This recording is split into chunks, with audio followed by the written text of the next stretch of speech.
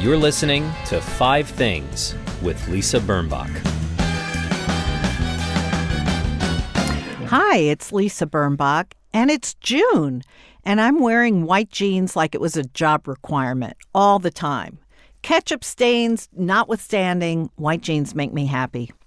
Our guest last week, Kim France, wrote in a recent blog that she is cursed with spilling her coffee on her summer whites, but proactively carries a stain stick with her. It seems like an obvious idea, and yet, you can see it at her girlsofacertainage.com blog. With this job of blogging and potting, you'd be amazed how many hours I need to put it all together. I used to have a daily radio talk show in which I touted myself as the best dressed woman in radio. That was a joke, of course. Most days, I'm the least dressed woman in radio, but considering there are a bajillion podcasts and many of them originate from people's bedrooms, I'm sure that's not true. I want you to know that I come to our studios at thefieldtv.com fully dressed. Lisa Grunwald Adler is here with us today. It amuses me no end that we technically met through our children, though we have a whole history of similarities and synchronicities and probably went to sleepaway camp together. And I can't wait to talk to her and to hear her 5 things, but here are mine. Number 1, Say Something Bunny. This is a play, and I made reservations for it. It's off Broadway, and maybe 2 more offs to suggest how remote, small, and off the beaten path it is. It's on the 2nd floor of a little building in the meatpacking district, and there are only 20 seats per performance. What it is you're watching a fantastic performer named Allison Kobayashi, who never at any point introduces herself, very humble about who she is, who in real life received as a gift an old-fashioned tape recorder that was so old, a friend of hers bought it at an estate sale, that it used wire, not tape. It was made before tape was invented, and it was wire. I've never heard of it or seen it. She figured out how to play it, and she heard people talking. And over time, it became her mission to figure out who these people were and what their story was. And it's an incredible performance, and you feel like you are an archaeologist with her, and you grow very fond of this just ordinary family that she hears them, teasing each other at the dinner table. And also quite impressed with her research skills. And I think you'll like it. And I know our guest Lisa Grunwald would like it. Number 2, Alex Trebek. Now, I can honestly say I have spent almost 0 moments of my life thinking about the host of Jeopardy! 0 moments is probably pretty accurate. I did once have a dream, this may be TMI, but I once had a dream in which I was the bride walking down the aisle and was surprised and a little embarrassed that Alex Trebek was going to marry us. And I actually said in the dream, "What is I do?" And then I woke up. But the way he has talked about his illness, I think it's stage 4 pancreatic cancer, the way he's working as much as he can while he goes through treatment for it, his humility and gratitude are noteworthy, impressive, and I just am now a big admirer of his and wishing him the best. And I think I read that his reaction to the chemotherapy or whatever is unusually good, and his prognosis could be better than we had thought. So all good feeling about Alex Trebek. Number 3, the Bandolier phone carrier system, or it's called Bandolier. Okay, here's the good news. 2 of my best friends have been wearing their cell phones on a leather strap as a kind of a crossbody bag for years. At various times, they recommended I get one, and they're made by a company called Bandolier. And I never wanted one, but I had 2 close calls when I almost lost my phone, so I thought I'd try it out. The bad news is the internet sort of figured it out all by itself, because out of the blue, one day I started receiving emails and promotions about Bandolier, even on Instagram. And that sort of freaked me out.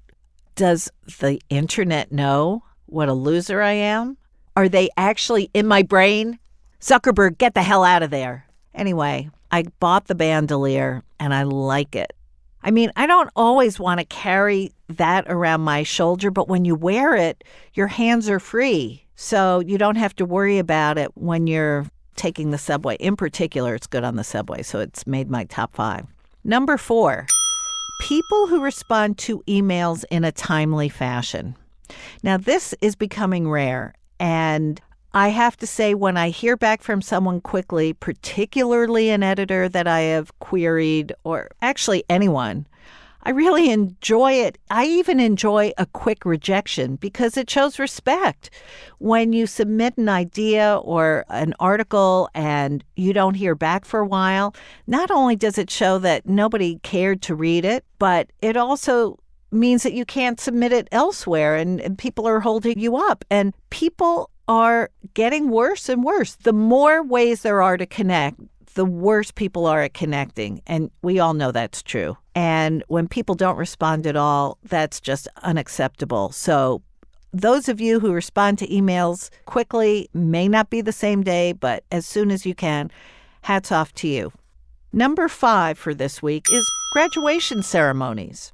I love graduation. I cry at graduations. It's so me, isn't it, that I would cry at a graduation? It's such a happy occasion. I'm so touched by all the people I've seen in New York the last few weeks in their mortarboards and gowns, trailed by family members. Some days I just see individuals on the subway or on the street, and I feel like, oh, they shouldn't be alone. They should be celebrating. I mean, think about it. Some days just heading off to school is onerous. You know your classmate is mad at you, or you could have written a better paper, or there'll be a pop quiz or a head lice outbreak or an embarrassment in the gym or the locker room. Anyway, every day is challenging. And then there's a ceremony to celebrate the end. I'm tearing up right now. Please welcome Lisa Grunwald. Lisa Grunwald is here in the studio. And she is, I'm going to say, a newish friend that I adore, who I would not have met were it not for my child, Exhibit C, and her friendship with your son, John. And all the times that my daughter would go to your house, she'd say, Mommy, she is exactly, you have so many similarities. The name, of course, writing, of course, foreign-born fathers, yes. Same taste? Yes. Yes. Same glasses? Always. Same hair. Same hair. And hello, we went to sleepaway camp probably together and remember the same people. Yes. So it was fate that we met again as adults. I'm convinced we met as kids. We had to have. Oh, the same vacation spot. Same vacation spot. They walk alike, they talk alike, at times they even walk What else did they do alike? But they're cousins, identical. Exactly. We should stop this now. Okay, we're stopping. But obviously, same favorite Patty Duke song. Yeah, same favorite Patty Duke song. I mean, a lot of similarities. The difference, many differences between us, of course, one of which is that only one of us wrote a great novel that was published, that will be published this week, in fact, and it's the other Lisa, and it's called Time After Time, and thank you for coming in. Oh, my pleasure. So, stealthily, over the course of a long time, you wrote a novel that is a kind of old-fashioned romance, spoiler alert, weepy romance that is so satisfying and is set in New York and has not one mention of Prada, not one mention of Brazilian or Keratin or Louboutin. And it is so vivid and so dreamy. And it is kind of a dream of a story, isn't it? It requires willing suspension of disbelief. And in that sense, yeah, definitely it's a dream. It's very dependent on believing that magic is possible, whether in love or in life. Now I read the version I read was the galleys, which Right. had some conversation with you Yeah. at the end, and you said that that your relationship with your husband has a lot to do with how you came up with Nora and Joe. Is there a way to talk about that without giving too much of the book away? I think so, and Okay. possibly without giving too much of Stephen's and my life away also. Oh, good parent. Okay, so Nora and Joe have a relationship that depends for semi-supernatural reasons on their being pretty much stuck in one place when they are together. Nora can't leave, for reasons that I hope will be intriguing, the confines of Grand Central Terminal. This is, by the way, set in the 30s and, for the most part, in the 30s and 40s. So she can't leave the terminal. And Joe can. Joe has a fuller life as a consequence than Nora does. And the reason that this bears some similarity to my life with my husband, Stephen, is that I was diagnosed 10 years ago with multiple sclerosis. And I think between the various health issues that has posed and the fact that I'm a writer, I spend a great deal of time in one place. So Stephen goes to all sorts of things, a lot for work. He's editor-in-chief of Reuters, and he has to do all sorts of travel and go to various dinners and really fascinating, fun stuff. And like Nora, I get to cheer him on as he does these things, but I also don't get to join him in them. So the combination of love and, to some extent, sacrifice on both our parts is very much reflected in the novel. The weird thing is that I was writing the novel for about a year and a half before it dawned on me that this was something I knew about. And I was actually with a really close, one of my best friends, Betsy Carter, who is also a novelist. Also, I know her. Yeah, also a lapsed journalist, as I am. And she and I both give each other pages to read as we're writing the novels we write. And Betsy was over at my place one afternoon, and I was trying to figure out what Nora should do. I mean, once she's figured out what her situation is and what her limitations are, she has to do something. Right. And I was telling this to Betsy, and I said, well, I mean, what do you do? What can you do if you're stuck in one place? And Betsy sort of pointed to the pages in front of me and said, oh, I don't know, you could maybe be an artist or write or something like that. So that was when I figured out that I was writing about my situation. And anyway, and also, by the way, Stephen's situation, because it is not easy to be married to somebody who has a disease that is not going away anytime soon. I mean, never. He has to limit what he can do and has to go out and do things alone, which, as I said, I always urge him to do that within reason. With certain limitations that are based on the marital vows. So that Joe has to choose to be with Nora in a way that Stephen continually chooses to be with me.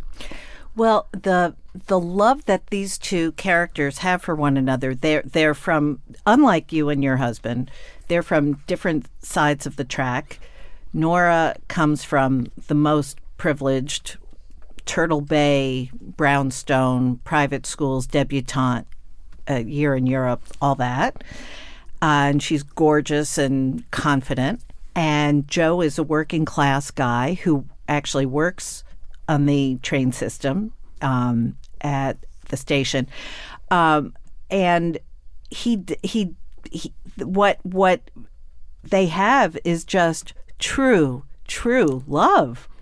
And I guess that's part of why I love the book, because, there's, in this mean, gaming each other world in which we live. Here are two people who shouldn't have fallen in love, but did. And they did sacrifice for one another all the time. And there's some ultimate moments that are just extraordinary. Thanks for saying that.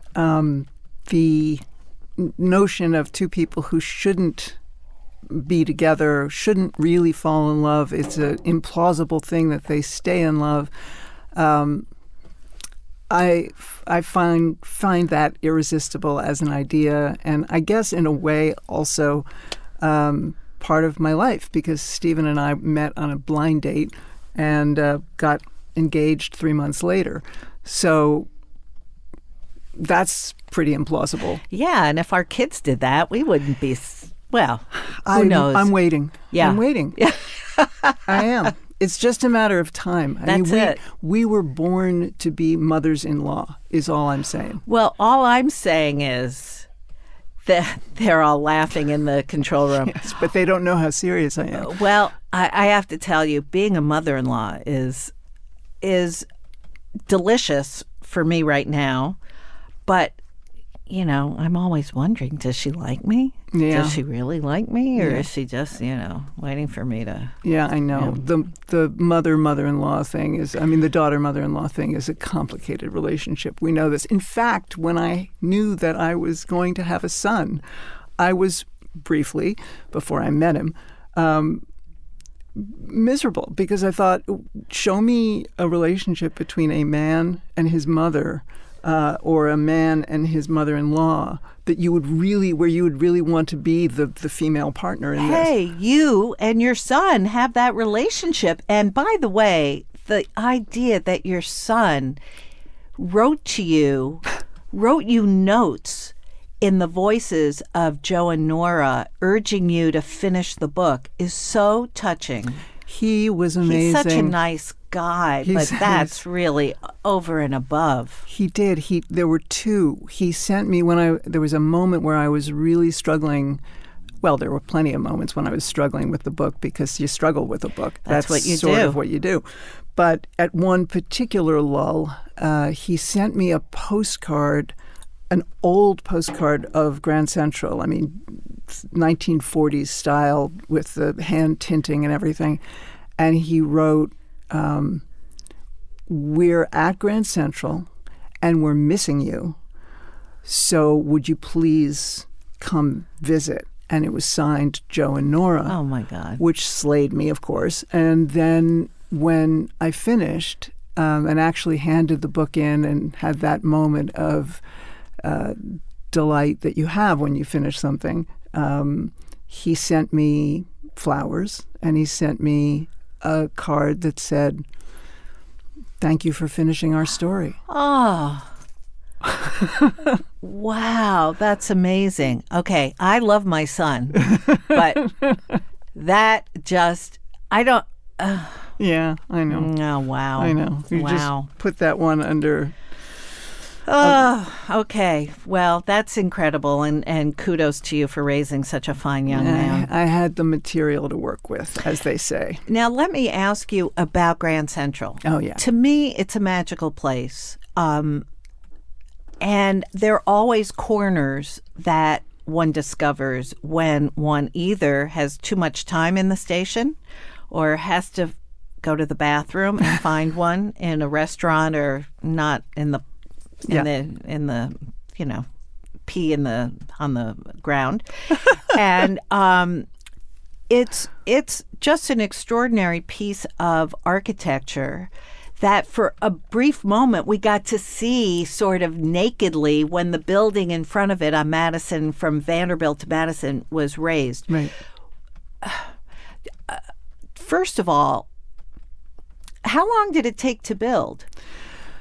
Well, I think it started in 1905, either that or 03, and it was finished in 1913.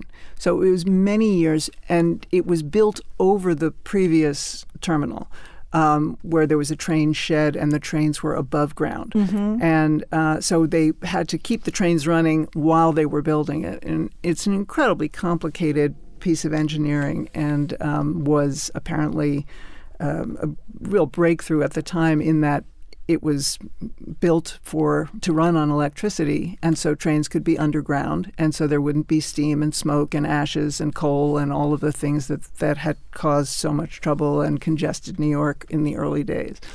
And it's just a brilliant building and a brilliant piece of engineering. And the more I studied it, the more amazed I was by how prescient the designers were. It's famous for its ceiling mural, which is the sky, and it's extraordinarily beautiful, but you reveal something that a lot of New Yorkers know, which is the sky is backwards. Yeah, it's not only backwards, but within it being backwards, there's one constellation that's flipped and is actually correct. So it's wrong in so many ways, but beautiful in so many ways. And the explanation that the Vanderbilts, who were the owners of the station, of the terminal, I've got to make that clear in a second too, gave was that the artist was painting it as in Renaissance times as the heavens were seen by God from above, and that's why it was backwards. And this is a ridiculous explanation, and no one really bought it. But for a while, it carried some weight, and it doesn't matter because it's just so beautiful. It is. Are you surprised when you go there to see how many people go there just to have their pictures taken? Or how many brides and grooms go there to have their pictures taken? I'm always surprised. There's almost always a bride and groom. They not just to have their pictures taken, but they get married there. People get married in Grand Central. One of my best friends got engaged in Grand Central. Wow. I mean, it's just a romantic place. It is romantic, but it's a train station or terminal. Yeah. This is me being a stickler. But when I first started talking to researchers and historians about Grand Central Station, they kept correcting me. No, it's Grand Central Terminal. Grand Central Station was the name of the post office and is also the name of the subway station, the stop, Grand Central Station. Right. The big building that we love and know is the terminal. Oh, I guess that's why it says GST. or GCT if you want. GCT, sorry. Yeah. Spelling. Yeah, it's okay. That's exactly why. It's a terminal. It's the terminus of the central line. It's where the trains stop and then they go again. But it's not a station. And the funny thing is, this is just me being for the book anyway, trying to dot all my I's and cross all my T's. And the irony of trying to be that specifically factual in a time when facts are disappearing left and right has not escaped me. I mean, I'm making absolutely sure that everyone says terminal instead of station when, well, we know what some of the more important facts are that are getting lost in the shuffle. Well, you know what? The more we hew to them, the more likely it is that it'll have a ripple effect, I suppose. One hopes. One of the most enchanting parts of the novel, again, it's called Time After Time, is that the people who work at Grand Central are a community in the book. And whether it's the guy in the Lost and Found or the coffee shop person or the doorman at the Biltmore, everyone is friendly and supportive. And it reminded me, we both also grew up in Manhattan at a time when a lot of families moved to the suburbs. Mm-hmm. New York, when we were growing up, was so much like a small town. I think that all neighborhoods have that. Maybe not now as much. Maybe people aren't quite as open or friendly. Maybe they're more on their guard than they were when we were kids. But Grand Central is or was a neighborhood. It was built and designed to be a city within a city and to have everything that you could need in one place. And indeed, it still does, and it certainly did in the time of Joe and Nora. They had a movie theater, which they don't have anymore. Right. It was a newsreel theater, and movies were a brand new thing, and not brand new, but pretty brand new. And you could stop in there and catch up on the day's news as you were waiting for a train. There was a big clock in the back so that you wouldn't miss your train. But the entrance, just the entrance to the Newsreel Theater had a beautiful mural of a map of the world, and it beautiful carvings. And where was that? If you stand at the clock in the center of Grand Central Terminal, where would that Newsreel Theater have been? I think that it was near where one of the near the tracks that are sort of on the left side as you're facing. Well, you could face the clock from any side, and it's been replaced by one of the food courts. It's a Zarro now. Something like that. But it was there for quite a while. And actually, I have a couple friends who remember being taken there by their grandparents or their parents and seeing a newsreel there. A lot of things have come and gone from this place. I mean, clearly there was no Apple store there then. But now you're just making that up. Well, yeah, fantasy. Yeah. No, New York, when we were growing up, I want to say, without bragging about how old I am, that Fifth Avenue was a two-way avenue. Mm-hmm. Buses were 10 cents. I guess subways were too. Yeah. The Staten Island Ferry, I think. 5 cents. 5 cents. Yeah. And you knew people in your neighborhood. And if you needed to go, there were very few chains. Right. Were there chains? There were no chains. I don't remember there being chains. There were no chains. A&P. Maybe the A&P, which A&P. For our listeners who are not young, not yet old, adult, rather, the A&P was a grocery store chain. And yes. I think that was about it. I remember when McDonald's was moving to Manhattan, I was a sentient maybe teenager or preteen, and there were people in the neighborhood who thought it was a bad idea. Yeah. Yeah. Well, and it turns out maybe it was. But the fact is that New York was it's almost like you could see a movie set in the 30s and 40s, and that's how it was until 1968.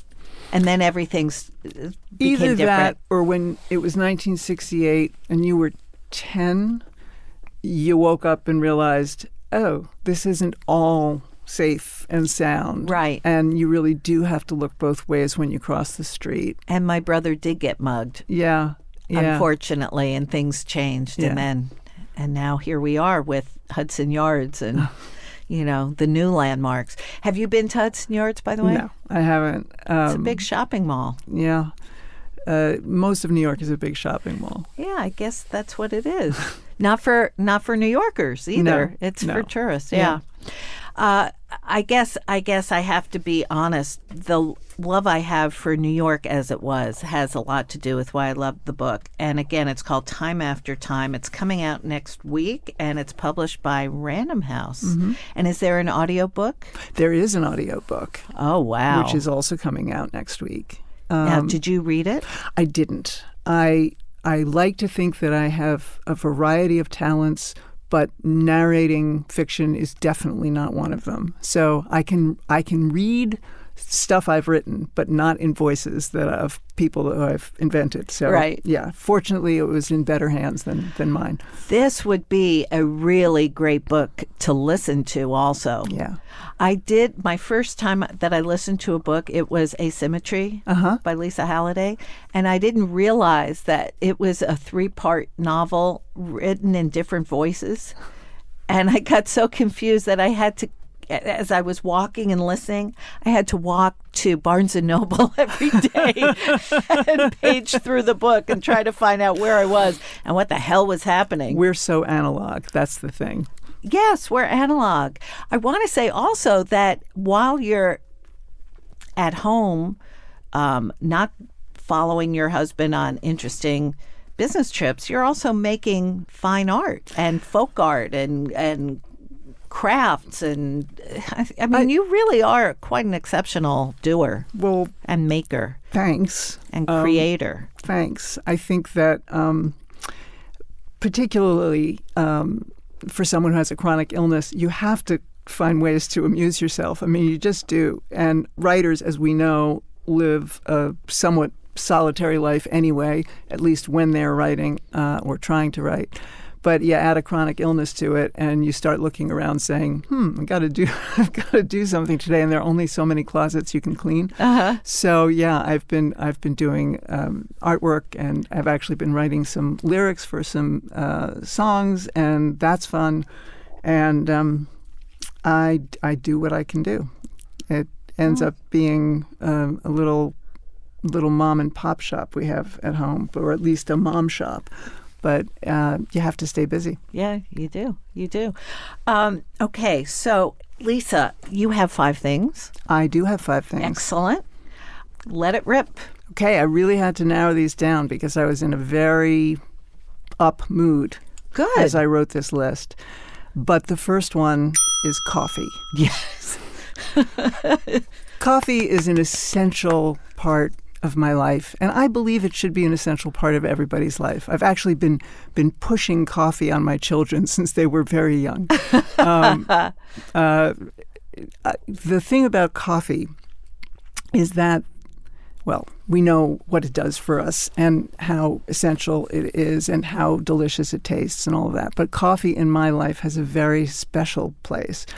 The first morning of my honeymoon with the aforementioned nifty husband, he brought me a cup of coffee in bed. And I said, this is heaven to be brought coffee in bed. And he said, I will bring you a cup of coffee every morning for the rest of our lives together. Oh, my God. So it was basically written into the ketubah, to the marriage contract, that a cup of coffee will be provided to Lisa every morning, at least every morning that we are in the same place. That Lisa, not this Lisa. Well, wait a second. Did he really? Yes. And he kept to it. And he did. Oh. So on the mornings when he's not there, it's, I understand how the other half lives, that there are people who don't get this treat every morning. He's an exceptionally fine coffee maker. And the truly sweetest thing is that when he has to go away on business, this morning he had to go to Toronto, for example, and he had to leave at 5:30. He had ginned up the coffee maker so that all I had to do was push the button. Oh, man. Yeah, no, he's beyond sweet. But the coffee part of it, I mean, if it was, I'll bring you a glass of water every morning, that would have been nice. Yeah. But making the coffee, yeah. So coffee is high on the list of things that make life good. You know what's so interesting? First of all, your husband wins every award there is, but coffee appears on so many lists, and it has been on mine. How would we survive without it? There's no way. I don't think that it would be possible. I think it may be in part, I don't know about you, but there were other vices in my life that I had to give up along the way. Right. Smoking being the biggest of them. Yes. And this was the only vice left to me. So I think I love it particularly because it is something you can get a little bit too addicted to, but it really doesn't do you that much harm. And, twice a week, the science reporters say it's actually good for you. Oh, yes, and I clip those stories. Yeah. The other ones I ignore completely. Exactly. They're just making those things They're up. filler. Okay, number 2. Number 2 is a broad category that I will call treasure hunts. I love finding things. I love finding facts when I'm doing historical research. I love finding bits and pieces that I can use in my collages and artwork. I think this started with my mother, who made shopping. My mother died when I was very young, when I was 20, but she made, long before that, she made shopping into, it was sort of our sport. And finding the bargain was so much sweeter than finding the thing. Yeah. There was the thing you were looking for. You were looking for a hat. But if you found a hat that was, half price, it wasn't just about, ooh, I'm saving money. It was about, I found the treasure. Well, it's a victory. Absolutely. So for me, when I'm doing research for a historical novel, which I've now done, I've written 6 novels, but two of them have been historical, set in another time.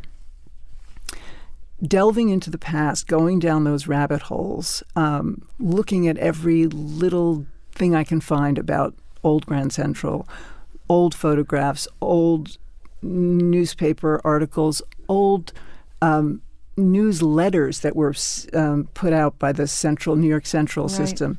All of that is, for me, just the greatest joy. And probably of the books that I've written, one that I did with the aforementioned husband, who really is not a perfect human. I want to emphasize that. We did three anthologies together. The first one was called Letters of the Century, and it was the 20th century as told in letters arranged chronologically by people who were famous and people who were not. This was the treasure hunt of a lifetime. Yes. I mean, not only was I looking through history books, but I would go to flea markets and look through old postcards and find really cool things. So I think finding and searching and finding would be number 2 on the list. Treasure hunts, whatever the treasure is. I love looking for things. So that's number 2. Number 3, I would say giving presents. I love to give presents. I also love to get presents. I'm not shy about opening a present and being delighted with its contents. And having just turned 60 4 days ago, I remembered that, like most still children, there's something just wonderful about a birthday and, people calling and giving presents and all of that. But my figuring out what to give people is one of the great joys of my life. So my son, who just graduated from college, he wrote his thesis about two old-time radio shows that started in the 30s, right before the war. And when he was a little boy, he had these 2 good luck charms that were old Bakelite backgammon pieces. I don't know where they came from. They just appeared one day. One was red, one was yellow. They're made of Bakelite. They felt good in your hand. And Bakelite is very tactile. It's smooth and marble. It looks marbly. Exactly. Yeah. Very cool. And these were good luck charms for him. And he still, has they're them. in a drawer somewhere. Yeah. So knowing that he was going to graduate and knowing about those good luck charms, I started looking for something made of Bakelite. And I found an old radio from 1939. Oh, my God. How in perfect. Yellow and red, the same colors. And I had it, refurbished and all that.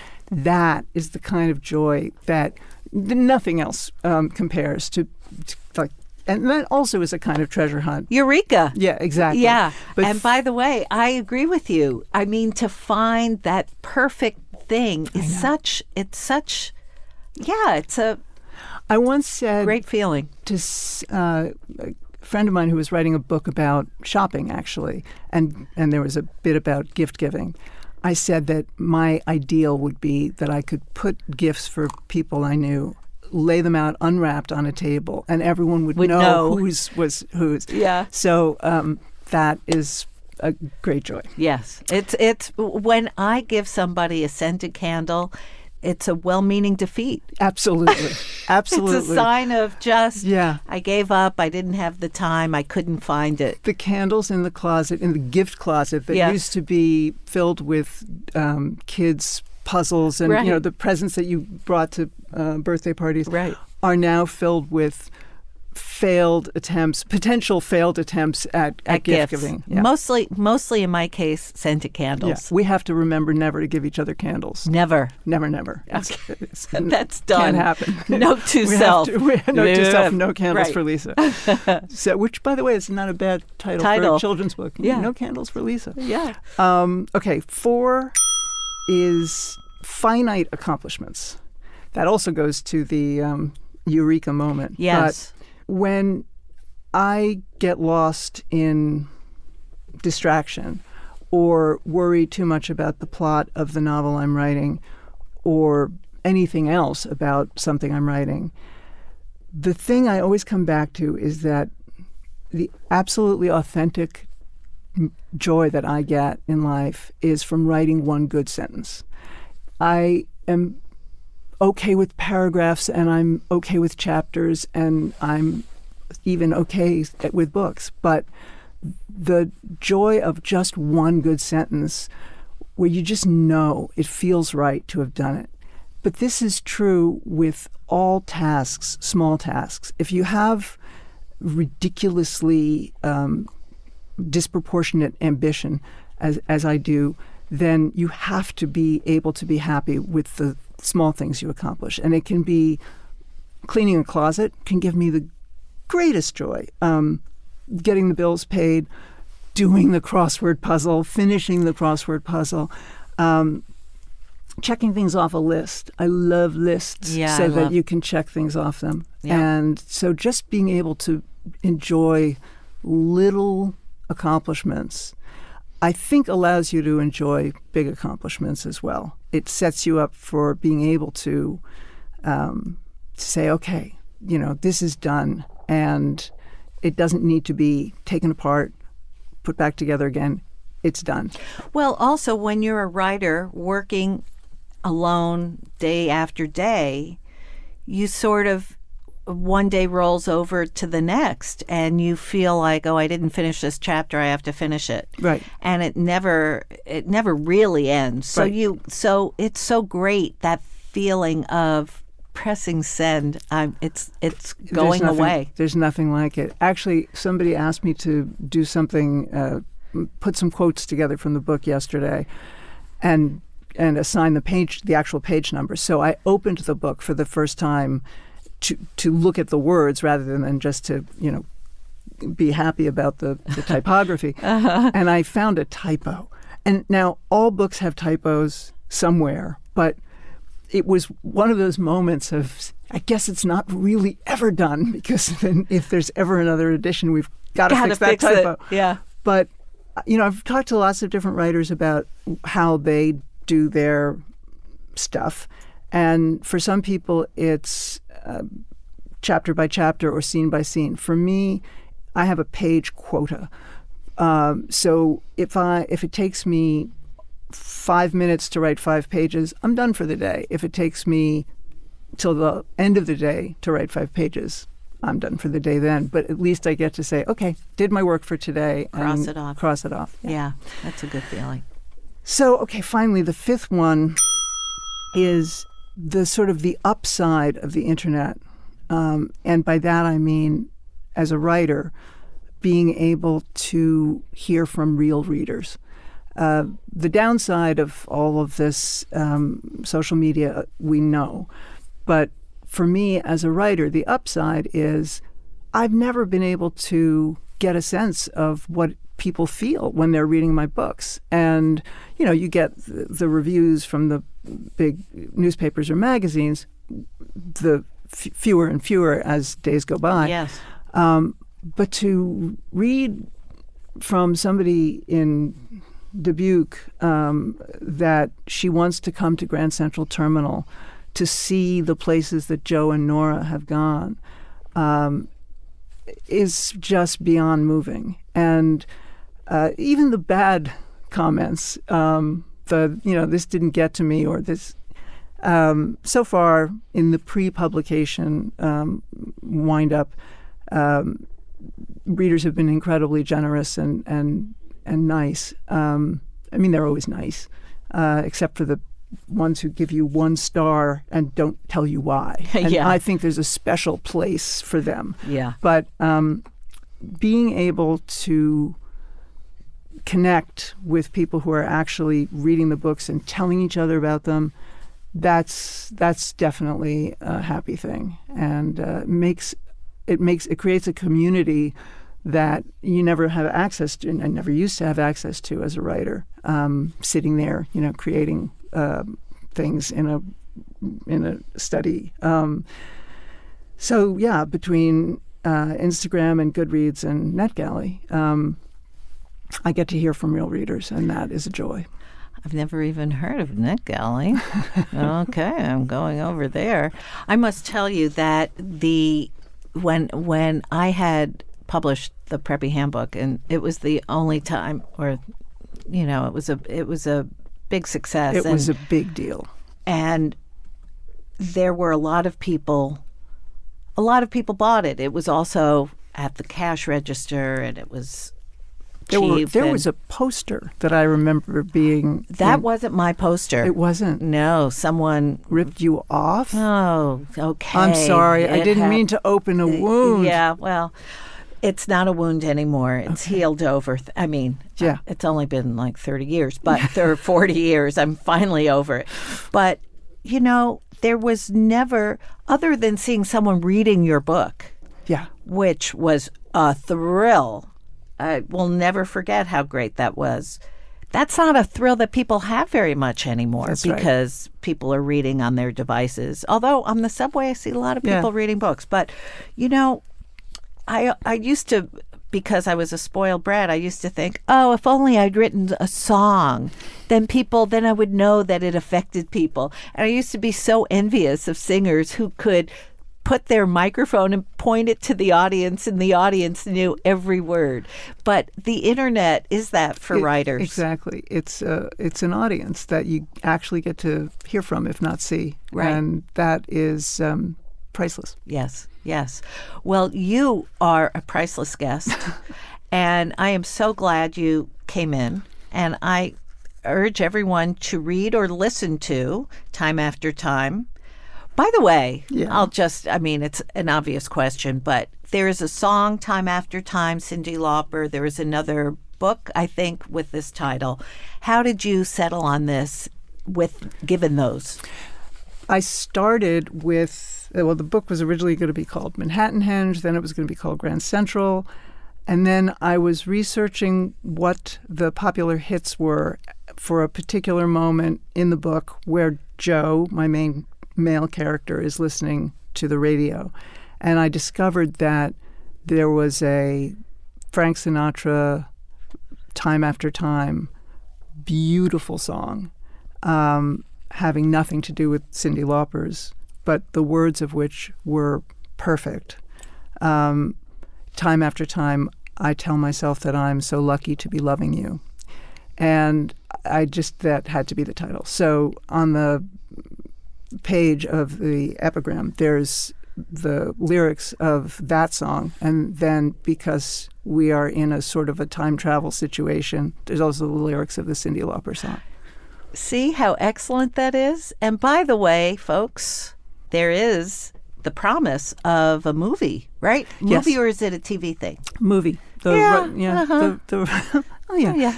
the rights have been purchased, and so there will be exciting. a movie. Yeah, and they seem serious about it. So, so great. Yeah. Well, Lisa, have a fantastic summer. Thank you. You too. And you may be married to the unicorn. You may be. I don't know. And he's married to one too. Thank you.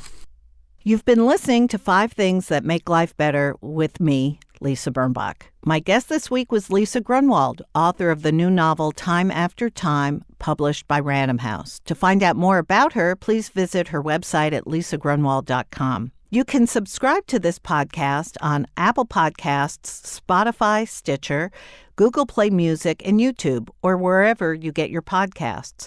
My blog is at lisabirnbach.com, where you'll find links and photos about all the things we spoke about here today. This podcast is produced in New York City by thefieldtv.com. My engineer is Jimmy Regan.